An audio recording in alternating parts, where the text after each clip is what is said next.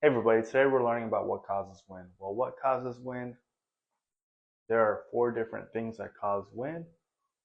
Differences in pressure, the uneven heating of the Earth's surface, Coriolis force, and surface friction.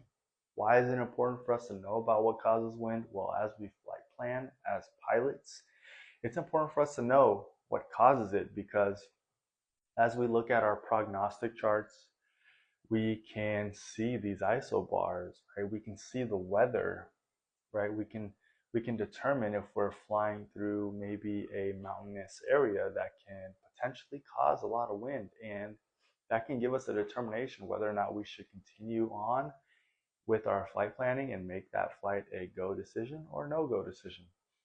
Well, first thing is what causes wind is differences in pressure, right? As those isobars are extremely close together, it's showing that two different bodies of air with different uh, pressures are extremely close together, and with them being close together and not having like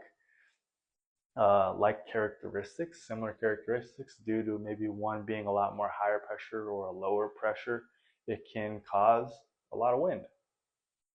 Number two, the uneven heating of the Earth's surface. So if you've ever flown in during the summer, you've probably experienced this. And if you've flown in the summer morning where it's not as hot, right, that air is much more smooth. But by the time you get to the afternoon, right, it's a little bumpy. Even though that METAR may be showing it's 4 knots, right, it may feel a lot more than 4 knots due to the Earth's surface being heated up.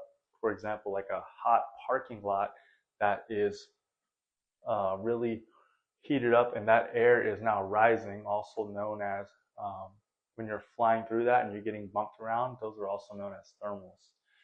Number three, Coriolis force. So as that Earth is, rotating in that northern hemisphere, that wind is going to our right, and that southern hemisphere, that wind is going to the left. But in the equator, right, as that air is extremely warm in the equator, it likes to rise, and as it rises, it's going to the right, right. But as it goes up higher to the most northern part of the northern pole, it is most prominent there where um, that air then gets cooled back down and then goes back down to the equator. But as that Earth is rotating, it's also generating some wind as well.